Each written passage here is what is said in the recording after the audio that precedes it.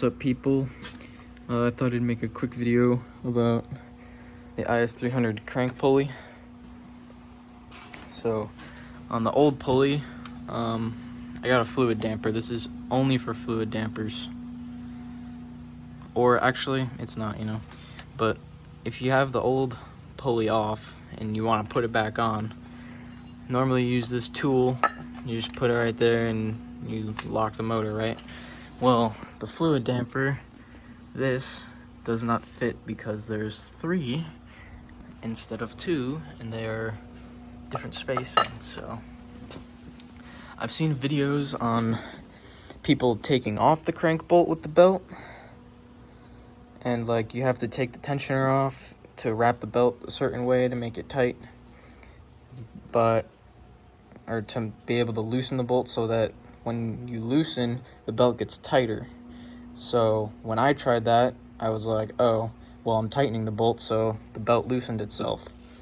So now I have a different way where when you tighten the bolt, the belt gets tighter. So this is for tightening the bolt. So you wrap the belt around the alternator, up under the water pump right here, around the tensioner, and then down, and then the other side goes under the crank, around the AC compressor, and then down. And then these two you wrap underneath the crank again, and it comes out right here. You got this little loop. So let's see if I can show you. I haven't even put it all the way on yet. So basically I just put my finger on here to hold everything tight, and then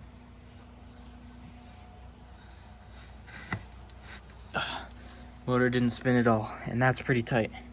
So yeah, hope this helps you install your fluid damper if you didn't spend a shit ton of money on their install kit and you need to lock the motor. This is the belt strategy. And then if you're installing a stock one, I recommend just getting this tool because it makes everything 20 times easier. It was like $15, $20 on Amazon. Made getting the old crank pulley off so easy. And yeah, that's it. Hope this helped.